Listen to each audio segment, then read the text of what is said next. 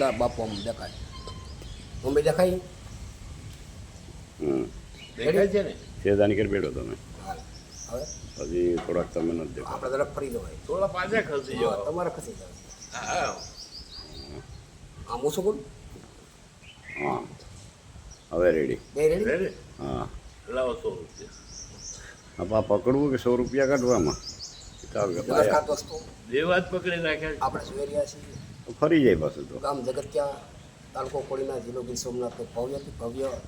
પ્રાચીન અને ઐતિહાસિક કાલ્પનિકની સત્ય ઘટના કે અહીંયાથી મારા ખ્યાલથી કેટલા આ પૂંજારી સાહેબ આપણી સાથે છે બાપુ પણ ઘણા વર્ષોથી સેવા કરે છે તો એને થોડું ઘણું જાણી બાપુ કેટલા વર્ષોથી અહીંયા સેવા કરો છો હે એટલે કેટલા આ મારું પોતાનું પ્રાઇવેટ છે હા કેટલા વર્ષોથી સેવા કરો છો હવે સમજી જાય મારું પોતાનું પ્રાઇવેટ એટલે કેટલા વર્ષ થાય મને બાપુ થોડી ખબર હોય અંદાજે તો ખબર પડી જાય ને 60 વર્ષ હા 60 વર્ષથી બાપુ અહીંયા આગળ સેવા કરી રહ્યા છે તો સેવા નથી કરતા પોતાનું પ્રાઇવેટ છે હા સરસ એટલે બાપુ અહીંયા માલિકીની જગ્યા છે હા, અને બેસે છે એને કામગીરી બધી એ યાત્રિકો દૂર દૂરથી ક્યાં સુધી આવે છે બાપુ દિલ્હીથી આવે છે દિલ્હીથી. કલકત્તાથી આવે છે મદ્રાસથી આવે છે હૈદરાબાદથી આવે છે સરસ કારણ ભારતનું માધ્યમ છે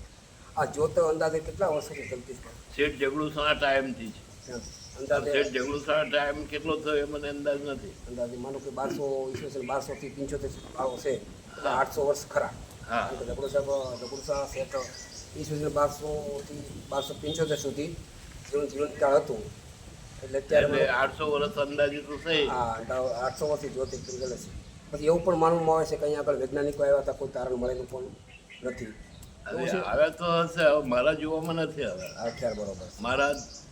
જન્મ પહેલા આવી ગયો તો શું ખબર પડે અહીંયા યાત્રિકો આવે તો એના માટે શું શું સુવિધા આપે છે માનો કે અમે દીવથી આવ્યા હોય પ્રવાસ માટે હા તો એના માટે શું સુવિધા અહીંયા આગળથી મળે અમને એમને ખાલી બધી સુવિધા મતલબ કે જમવું હોય તો પોતાનો રસોઈનો સામાન લઈ આવે કાચો સામાન લાઈન બનાવે ખાઈ પીને સૂઈ જાય એટલે વાસણો અમારી સાથે લાવો. બાકીની બધી વ્યવસ્થા અમારા પાસે સમજાય છે. મિત્રો અહીંયા આગળ કોઈ પ્રવાસ ટૂર છે નિશાળ સ્કૂલવાળા છે અથવા કોલેજ છે તો બાપુનું કહેવાનું એવું છે અહીંયાથી કાચું સામાન લઈ આવે બાકી સમય સુવિધા વાસણની બધી અહીંયા હા મળી રહેશે એકવાર ધન્યવાદ એકવાર ચોક્કસ આવો તો જગડુસા લેજો કારણ કે આ સત્ય અને